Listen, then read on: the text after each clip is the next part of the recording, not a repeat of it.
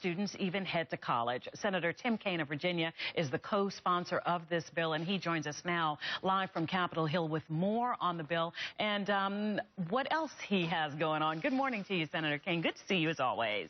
Hey, Allison. Great to be with you guys. Thanks. Well, we spoke when you introduced this bill back in February. Now it's being debated in the Senate. Tell us why you are so supportive of this measure.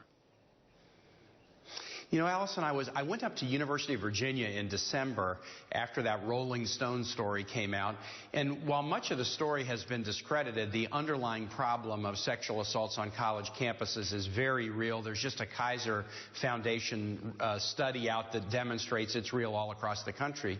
And as I was talking to students at UVA about the challenges, one of them said something that interested me. I wish I had been better prepared when I got to campus to recognize, coercion and know where I could go if I needed help. And it struck me that when we teach sex ed in high school, it's often about reproductive biology, but it's not about safe relationship strategies. So I introduced a bill that was a standalone bill in February called the Teach Safe Relationships Act with Senator McCaskill, and we've been able to get it incorporated into this rewrite of No Child Left Behind so that every school district has to sort of have a plan, and if they get federal funding, they have to basically report on how they teach safe relationship behavior to their students. And that way, whether you go to college, whether you go into the military, or whether you go into the work world, in that vulnerable period of life, from 16 to 25, that's when people are most at risk of sexual assault in their lives, you'll be better armed with information about how to avoid this real scourge. Senator, what's the status of the bill? Are you optimistic about it? I am. The House passed a version yesterday that I don't particularly like, but as you know, the House and Senate will often pass bills and then conference them. In the Senate, a bipartisan bill that was unanimously supported in the Education Committee is now on the floor, and we're debating it. We're proposing amendments to the bill.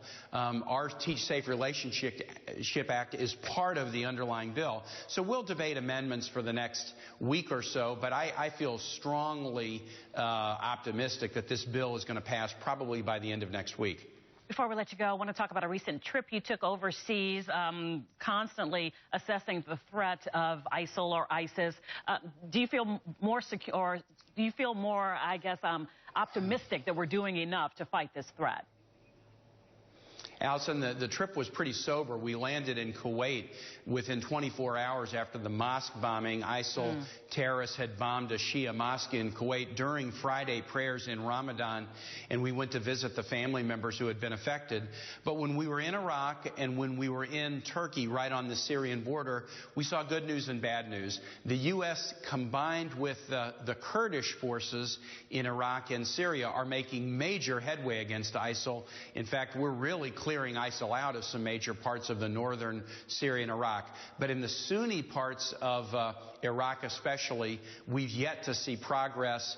I think this month there's going to be a major offensive where the Iraqi military is going to try to take back territory from ISIL in the Sunni areas in Iraq, and that's going to be a real test of our success.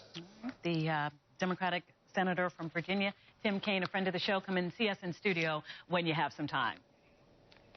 I'll do it. Thanks so much. Okay, thank you.